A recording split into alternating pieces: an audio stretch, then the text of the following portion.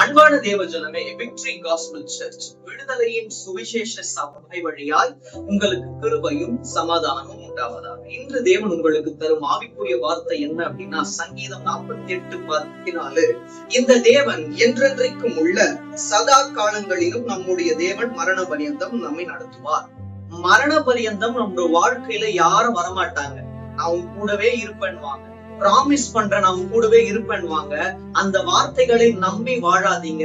தேவன் பிராமிஸ் எல்லாம் கொடுக்க மாட்டாரு. அப்படி பிராமிஸ் கொடுத்தா நான் நடத்துவேன் அப்படின்னா கண்டிப்பா நடத்துவார். நான் உன் கூட இருப்பேன்னா கண்டிப்பாக தேவன் நம்ம கூட இருப்பார்.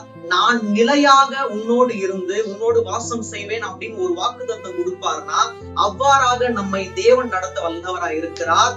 யாரையும் நம்பி போவாதீங்க, ஆட்களை நம்பி போவாதீங்க, ஆண்டவரை நம்பி வாங்க.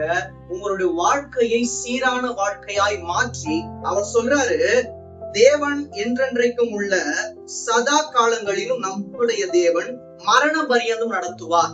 மரண பரியந்தம்னா மரணம் வரைக்கும் நம்ம கூட சில பேர் இருப்பாங்க, சில பேர் இருக்க மாட்டாங்க.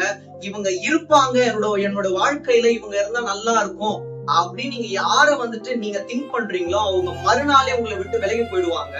ஆனா இவங்க எல்லாம் எங்களோட வாழ்க்கையில இருப்பாங்களா அப்படின்னு நீங்க ஒரு இது வச்சிருப்பீங்க பாருங்க, அவங்கதான் உங்களோட வாழ்க்கையில இருப்பாங்க. ஏன்னா தேவன் என்ன உங்களோட வாழ்க்கையில் திட்டம் பண்ணிட்டு இருக்காரோ அந்த ஒரு திட்டத்தின்படிதான் தேவன் உங்களை நடத்துவார். உங்களுடைய வட்டம் சிறியதாக இருந்தாலும் தேவனுடைய திட்டம் உங்கள் மேல் மேன்மையா இருக்கிறதுனாலதான் தேவன் உங்களை மரண பரியந்தம் இந்நாள் வரை நடத்துகிறார். இனிமேலும் தேவன் உங்களை மரண பரியந்தம் நடத்த வல்லவராயிருக்கிறார். தேவன் தாமே உங்கள் யாவரையும் ஆசீர்வதிப்பாராக.